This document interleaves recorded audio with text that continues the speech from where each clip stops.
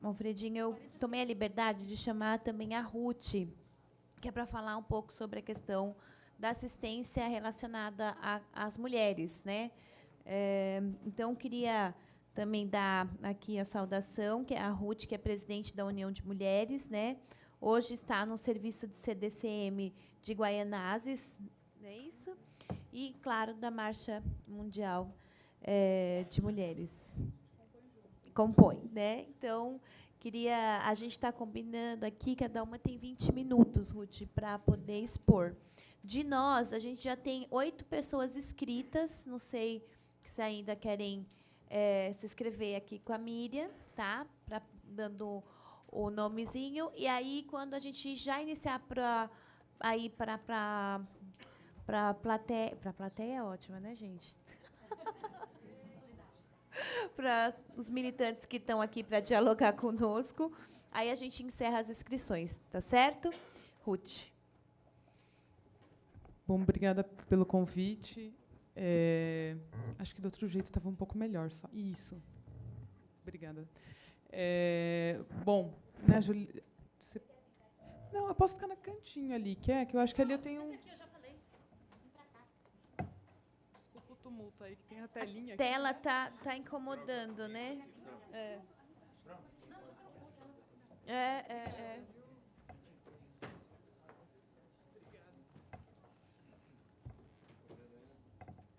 Bom, agora acho que ficou um pouco melhor, consigo ver todo mundo, né? Acho que ser vista também. Boa tarde a todos e todas. Obrigada pelo convite, Juliana. Não estava preparada, mas como é uma coisa visceral já, né? A gente fala dessas coisas todas, né? Acho que talvez só para pontuar especificamente as questões relacionadas aos direitos das mulheres aqui no município, né? A gente, na quinta-feira, teve, né, uma audiência pública aqui para discutir um pouco a respeito da política municipal de enfrentamento à violência contra as mulheres, que foi uma demanda de trabalhadoras do movimento de mulheres aqui, dos movimentos de mulheres do município, com a finalidade de discutir, junto com as secretarias de direitos humanos, que tem a coordenação de mulheres, e a Secretaria da Assistência Social, a respeito dos equipamentos que fazem a prestação de serviço, né, atendem as mulheres em situação de violência. Também havia o convite ao Ministério Público e à Defensoria Pública aqui. As secretarias não vieram nem o Ministério Público, né? Então, isso já mostra um pouquinho em que pé que nós estamos. Mas aí eu vou contextualizar por que a gente também teve essa demanda da audiência. Desde o início do ano, a gente recebeu, por vídeo, a informação, mas numa reunião do Diretório Municipal do PSDB, de que havia uma proposta de junção desses equipamentos todos numa secretaria só. Então, o que eu quero dizer? CDCM, Centro de Defesa e Convivência de Mulheres, nós temos 15 na cidade, que estão na Secretaria de Assistência, e temos serviços que são CRM, Centro de Referência da Mulher e Centro de Cidadania da Mulher, mais ou menos são 5 de cada um deles, que estão na pasta de direitos humanos. Além disso, a gente tem os abrigos sigilosos para mulheres, que são 5 na assistência e 1 na de direitos humanos.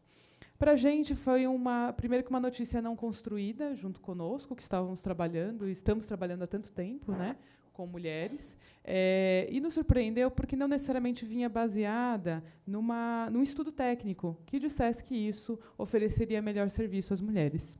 A gente não pode esquecer que, em comparação com o ano passado, nesse primeiro semestre, houve um aumento de 76% de assassinato de mulheres no estado de São Paulo. Então, isso quer dizer o quê? Que não é uma política que está ok, que a gente zerou, né, os casos de feminicídio. O Brasil é o 5º que mais mata mulheres, é o 1º que mais mata pessoas trans. Então, isso não quer dizer que a gente está ok.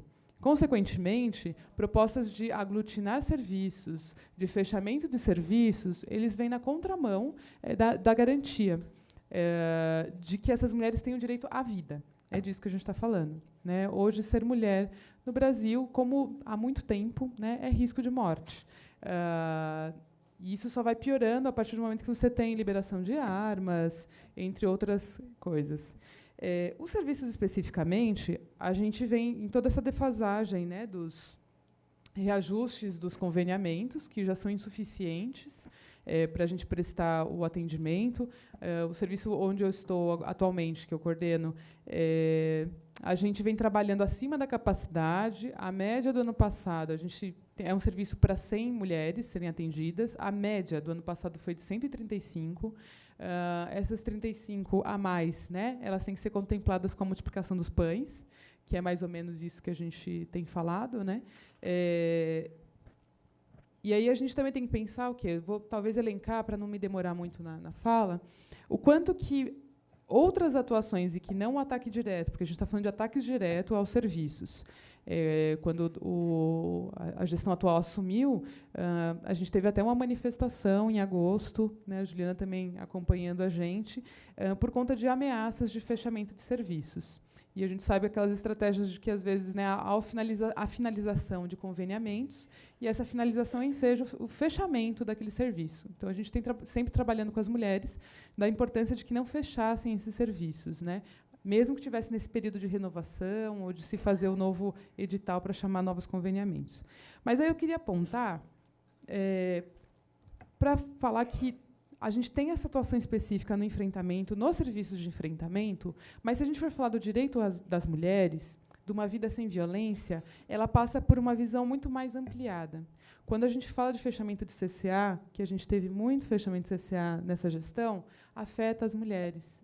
Porque o CCA permite o contraturno. Então, quando ela deixa a criança, né, na escola, ela tem um contraturno garantido, que vai permitir com que ela possa estudar, que ela possa trabalhar, que ela possa resolver as questões da gestão da vida dela. Muitas vezes a gente sabe que as mulheres são as chefes de família e elas precisam, né, tendo lá os seus filhos, que essas crianças estejam em algum local bem assistidas durante o tempo que elas estão trabalhando. Muitas das vezes, as que conseguem trabalho, né, formal, trabalham longe dali do seu local, que a gente está falando das periferias, né? Então, a importância de a gente conseguir pensar no contraturno escolar, transporte, né, para essas crianças, no TEG, que também é super burocrático, foi retirado. Quando a gente pensa na retirada no corte do leve-leite, isso impacta diretamente nas mulheres, né, porque, queira ou não, a gente pensa que é uma implementação ali, ou... Né, implementação não. Na verdade, uma garantia, às vezes, de que essa criança tome um copo de leite no dia, né, ela poder ter esse benefício. Os impactos que a gente teve, né, bloqueio, redução do Bolsa Família, impacta diretamente essas mulheres. Muitas delas, a única renda delas é o Bolsa Família, e que elas vão complementando essa renda com bicos, que elas dizem, né, tem o companheiro, que é quem é a pessoa que trabalha, e elas só colaboram. E aí você vai ver esse companheiro, ele está no bar o dia inteiro, e é ela quem trabalha, porque esses biquinhos que ela vai fazendo é o que somam e fazem a renda da família. Quando a gente pensa também na política de moradia, muitas mulheres elas estão na situação de violência porque elas não têm um teto para oferecer aos seus filhos, né? Então, elas ficam ponderando, é melhor eu ser agredida e ter um teto, ou é melhor eu sair com os filhos para a rua? Ou, pior, deixar os filhos e sair para a rua, né, para fugir dessa situação de violência. Então, muitas permanecem em situação de violência pela ausência de uma política de moradia, de terem acesso ao aluguel social, de terem acesso mesmo a política de moradia, né? A uma moradia, já que elas estão ali em situação de vulnerabilidade. A gente tinha, se eu não me engano, é a portaria 131 da Secretaria de Habitação, que foi suspensa. E é isso, as mulheres que estão em situação de violência, que tinham ali, que eram dos requisitos para elas poderem acessar ao aluguel social, elas não conseguem acessar. Então, é isso, rua ou centros de acolhida. A gente já sabe como é que está a situação dos centros de acolhida, né? Então, não necessariamente... Assento. Sim. Não necessariamente essas mulheres que nunca foram institucionalizadas, elas também correspondem a esse perfil. Imaginar que elas vão geralmente com seus filhos, qual que é a convivência com aquelas crianças que é isso, já passaram uma situação de violência, vão ter que aprender a compartilhar, né, o quarto às vezes com outras crianças que, né, elas não estão nessa dinâmica. E a gente não tem serviços específicos, né? E aí não é segregar, mas é pensar que, trabalhando a partir das demandas específicas, a gente consegue ter uma garantia de direitos. A gente, quando fala do encarecimento da tarifa de ônibus, que parece nada, são 30 centavos, né? Não são. Imaginar que essas mulheres, quando elas têm de fazer as gestões da vida delas, e aí é desde consultas, né, especialistas, que elas são mandadas para outros cantos da cidade, ou para os filhos, ou para ir para uma defensoria, para ir para uma delegacia, para viver. Quer ir tomar um sorvete na Paulista, sei lá, porque elas têm direito disso também. É 4,30 vezes 2, vezes quantos filhos tem. Então, o quanto a gente faz o quê? Restringe o direito até de ir e vir dessas mulheres. E a gente sabe que uma ampliação dessa sensação de pertencimento à cidade, né, de conhecer o território, também amplia a possibilidade da saída da situação de violência. Porque ela não vê ali, por exemplo, né, o bairro onde a gente mora como o único lugar possível para a existência. Ela sabe que ela pode circular pela cidade e, às vezes, até para um lugar dentro da cidade que o agressor não saiba o endereço dela, né, porque ela amplia essa visão. Então, eu já falei do fechamento de CCAs, os CJs também, que foram fechados, serviços específicos que também foram fechados, né, CRMs, por exemplo, de lá de São Miguel, que ele existiu durante 1 ano, e aí, no início dessa gestão, ele foi fechado. Isso não quer dizer que a região ali está ok, coberta, né. A gente tem, como eu falei, 15 serviços, parece muito, mas é muito pouco para uma cidade de São Paulo. A gente está discutindo até que seja, no mínimo, 1 por CREAS, mas no mínimo, porque a gente sabe que, apesar a pensar nas dimensões, aí a gente precisaria de muito mais do que isso. 10 minutos, tá? Estou terminando. Além disso, que a gente, né, contextualizando isso no macro, a gente teve muitos serviços que tiveram atraso no repasse da verba. Isso, é lógico, não foram só o privilégio, né, dos serviços que atendem mulheres, mas dizer o quanto que isso impacta também. Abrigos sigilosos que tiveram o repasse atrasado. Então, imagina, a mulher está em situação de violência, ela foge, vai para um abrigo, ficam 3 meses sem receber, né? Companheiras que tiveram que garantir alimentação dentro desses serviços com cesta básica doada, que é um pouco do que a Nazaré estava pondo aqui, né? Isso não é política pública.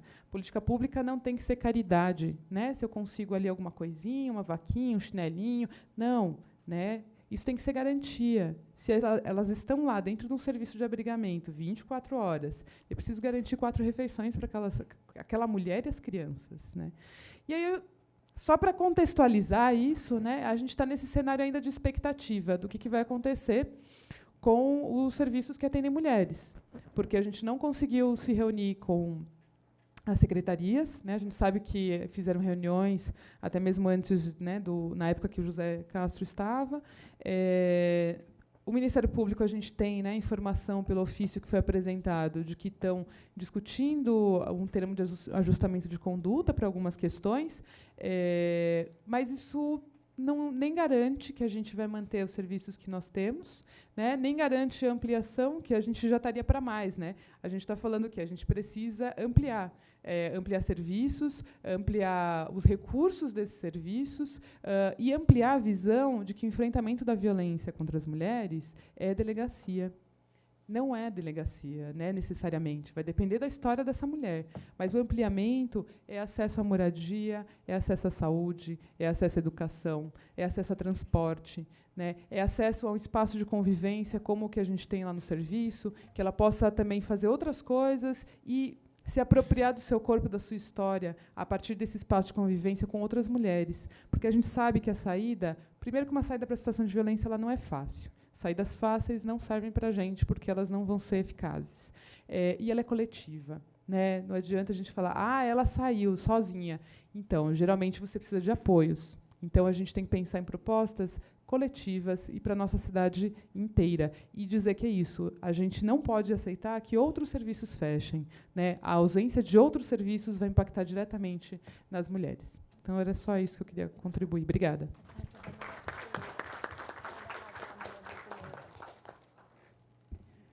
A Juliana lembrou, né? A gente tem a Casa da Mulher Brasileira, que é um projeto federal que a gente está há alguns anos, né, Juliana, já nesse impasse de implementa ou não implementa.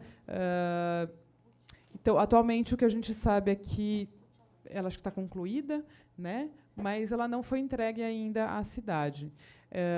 Acho que a gente precisava discutir muito até esses termos dessa entrega, no sentido de como que a gente vai lidar. A gente tanto reivindica aqui na cidade a descentralização dos serviços, pelas distâncias, pelas peculiaridades, até pelos riscos, né, das mulheres. Mas é isso, ela não foi entregue ainda. A população não está sendo chamada para discutir. Houve já, em teoria, o edital de chamamento, né, e a contratação de uma organização social, mas que não é apresentada para a gente, né? Então, eu acho que é um serviço que poderia colaborar, né, acho que no enfrentamento aqui na cidade, mas que vem deixando a gente bastante preocupada, né, em relação a como está se dando a gestão desse serviço, né? Não sei se era isso aqui. Muito bem, obrigado, Ruth. Olha,